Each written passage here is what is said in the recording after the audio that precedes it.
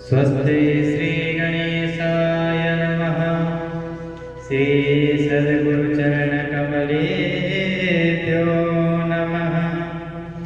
वर्णानामर्थसङ्घानां रसानां छन्दसामपि मङ्गलानां च कर्तारौ वन्दे वाणी विनायकौ। भवानी शङ्करौ वन्दे श्रद्धा विश्वासरूपिणौ। याभ्यां विना न पश्यन्ति सीतस्वान्तस्थमीश्वरम्। गुरुर्ब्रह्मा गुरुर्विष्णु गुरुर्देव महेश्वर।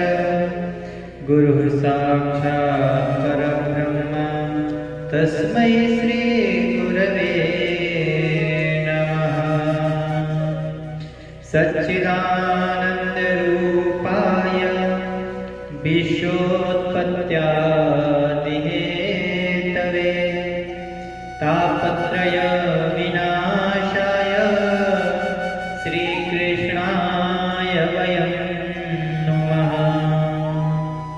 यं प्रव्रजन्तमपेतमपेतकृत्यं द्वैपायनो विरहकातरया जुहाव। पुत्रेति तन्मयतया तर्वोऽभिनेदुस्तं सर्वभूतहृदयं मुनिमानतोऽस्मि। बोलिए सच्चिदानंद भगवान की, भागवत महापुराण की। परात्पर ब्रह्म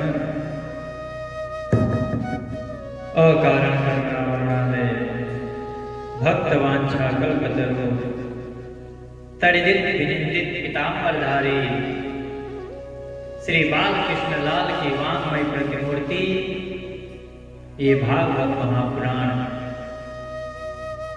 जिसका हम लोग श्रवण कर रहे हैं। हम लोगों ने कल के प्रसंग में श्रवण किया कि जब उस परमेश्वर की आज्ञा हुई तो सारे देवता और सारे असुर मिलकर के समुद्र मंथन का कार्य प्रारंभ किया। जब समुद्र मंथन प्रारंभ हुआ, देवता लोग निर्बल हो गए, असुर लोग निर्बल हो गए, थक गए। भगवान ने देखा कि इनसे कुछ नहीं होने वाला है। तब भगवान स्वयं प्रकट होकर के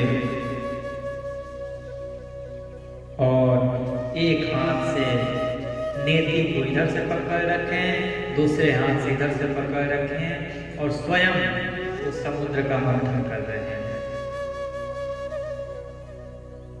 देवताओं को लग रहा है कि हम कर रहे हैं, दानवों को लग रहा है कि हम ज्यादा जोर लगा रहे हैं। उनको क्या पता कि उनके अंदर भगवान स्वयं आकर के उनसे खिंचवा रहे हैं। खूब मथने के बाद उस समुद्र से ज्वाला उत्पन्न होने लगी, जल गर्म हो गया और उसी जल से उस समुद्र के अथाह गहराई से एक विष का हालाहल विष का कलश निकला। उस विष का इतना प्रभाव था कि उसके धुआं से ही कई देवता कई असुर बेहोश हो गए।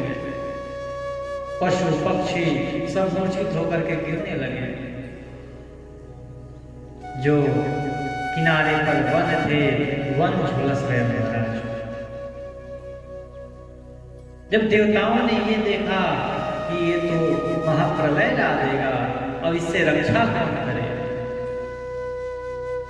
तो जब कोई नहीं दिखा तो सब लोग भगवान महादेव भगवान भोलेनाथ के पास गए और भोलेनाथ जी इस संसार के हित के लिए, इस सृष्टि के कल्याण के लिए अपने भक्तों पर कृपा के लिए उस हालाहल विष को ही पान कर गए।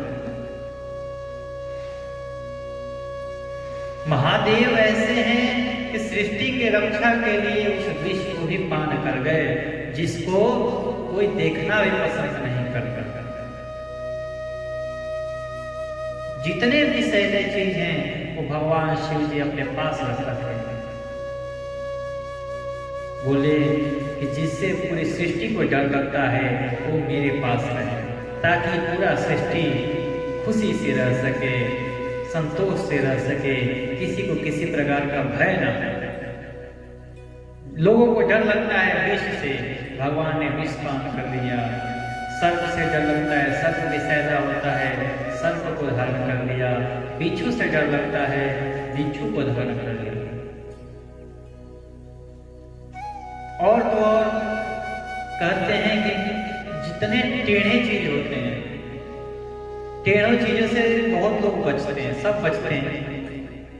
कहते हैं ये टेढ़ा है, इसके दूर ही बना के रखो, टेढ़े लोगों से कोई नहीं लगता हमारा।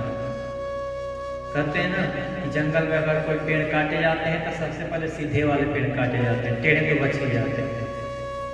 काटने वाले भी टेढ़े से बचते हैं।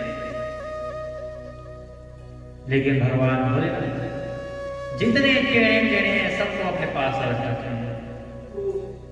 बिच्छू कैसा होता है? टेढ़ा ही तो होता है। सर्प कैसा? टेढ़ा।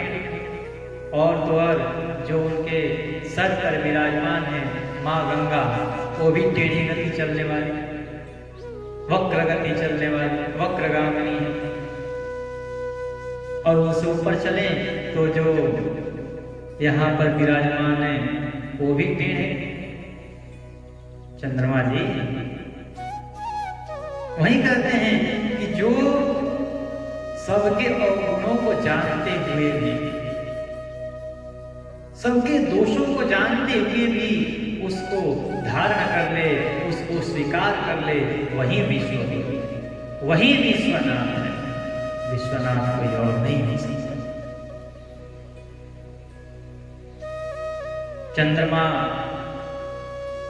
पर एक कलंक है कि चंद्रमा अपने गुरु पत्नी गामी, चंद्रमा गुरु पत्नी गामी।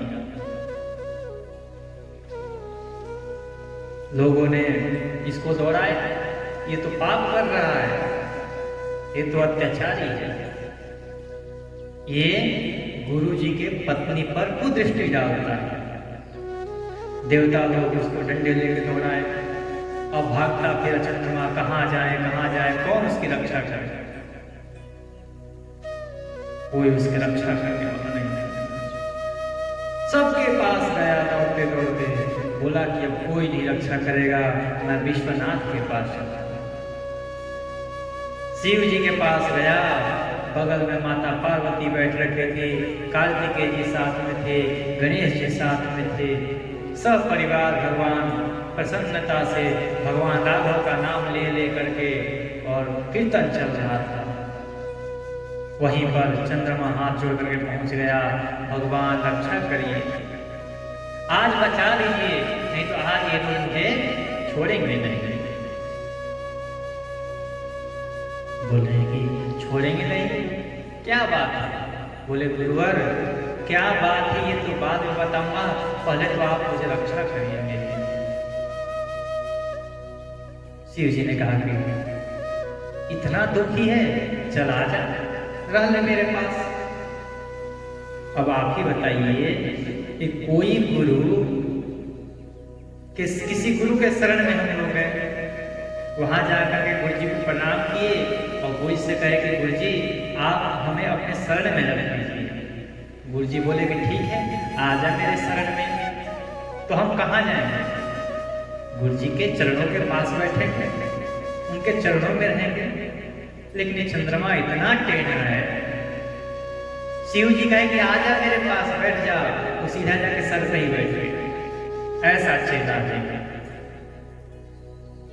शिव जी के सर पर पूर्णिमा का चंद्रमा नहीं है, चतुर्दशी का चंद्रमा नहीं है। इनके सर पर कैसा है? द्वितीया का चंद्रमा, द्विज का चंद्रमा, और द्विज का चंद्रमा बिल्कुल टेढ़ा होता है ऐसे। कहते हैं कि टेढ़े लोगों को देख करके लोग रास्ता बदल लेते हैं, कहते हैं वहां टेढ़ा है वहां जाना ही नहीं है, साइड से निकल जाते हैं। लेकिन धन्य हो भगवान विश्वनाथ, जिनका सहारा लेकर के, जिनके ऊपर बैठ करके वो टेढ़ा चंद्रमा भी जगत वंद्य हो गया है, जगत उसकी पूजा करते हैं। जब भगवान शिव का हम लोग आरती करते हैं तो क्या चंद्रमा बच जाता है? साथ में उनका भी आरती हो जाता है। वंदे मूर्धमयम् नित्यम गुरुम शंकर यमाश्रितो ही वक्रो, जिनका आश्रय लेकर के वे वक्र ये टेढ़ा चंद्रमा भी सर्वत्र वंदते, सभी जगह वंदनीय हो गया है। ओ भगवान बोले, जब देखे कि देवताओं पर, दानवों पर, पूरी सृष्टि पर ये एक विनाश का समय आ गया है, यदि इसका कुछ उपाय न ढूंढा गया तो सृष्टि का नाश हो जाएगा। भगवान ने बिना सोचे समझे उस विष का पान कर गया, और वो विश्वेश्वर, वो विश्वनाथ, वो विश्वगुरु आज नीलकंठ के नाम से जाने जाते हैं। कुछ प्रसंगों में ऐसा आता है, संतों का चर्चा है कि ये जो नीलकंठ है यहीं पर भगवान ने उस विष का पान किया। नीलकंठ महादेव हमारे ऋषिकेश के, यहीं पर भगवान ने उस विष का पान किया। हम लोगों ने कल इतना प्रसंग श्रवण किया, उनमें से एक दो बूंद विष टपक गए थे, वहीं ये सर्प, बिच्छू और विषैले औषधियां बन गई। सर्पों ने कुछ ग्रहण कर लिया, कुछ बिच्छुओं ने ग्रहण कर लिया, जितने विषैले जीव हैं वो सब थोड़े थोड़े ग्रहण कर लिया। समझ लीजिए उतने भयंकर विष में से एक बूंद ये लोग ग्रहण किए हैं, तो इतने विष है इनके पास, और भगवान तो सारे विष ही पी गए। जब सभी देवताओं ने देखा कि अब तो सारे संकट के बादल छट गए हैं, अब किसी प्रकार का कोई चिंता करने की बात ही नहीं है, फिर से उन लोगों के अंदर एक नई ऊर्जा आ गई और प्रसन्नता से फिर अपने कार्य में लग गए। कौन से कार्य में महाराज? समुद्र मंथन के कार्य में। समुद्र को मथने लगे, समुद्र को मथते मथते विष के बाद जो उत्पन्न हुआ है तो कामधेनु उत्पन्न हुई। माँ कामधेनु उत्पन्न हुई, उनके अंदर क्षमता थी, वो यज्ञ के लिए उनसे घी उत्पन्न, घी निकलता है, दूध उनसे प्रकट होता है, दही उनसे प्रकट होता है। असुरों का इनसे कुछ काम है नहीं। असुरों ने कहा देवताओं तुम लोग ले जाओ, दे दिया। देवता लोग हाथ जोड़ करके प्रसन्नता से बोले हम तो यही चाहते थे कि ये हमें चाहिए, और उन कामधेनु मैया को ब्रह्मलोक को ले गए। आगे जब कामधेनु मैया निकली, उसके बाद उच्चैश्रवा नाम का एक घोड़ा निकला। घोड़े को देख करके वह चंद्रमा के समान श्वेत वर्ण का था। बलि ने चाहा कि ये मुझे मिले, इंद्र ने नहीं चाहा कि मुझे मिले। क्यों नहीं चाहा? क्योंकि भगवान ने पहले मना कर दिया था कि देखो पहला चीज तो हम लोग ले लिए हैं, क्या काम है, यदि दूसरा भी लेंगे तो इनको शंका हो जाएगा कि आगे देंगे कि नहीं देंगे, तो पहला तुम दे, दूसरा उनको दे दो, कोई बात नहीं। उच्चैश्रवा नाम का एक घोड़ा निकला जिसको दानवों ने स्वीकार किया।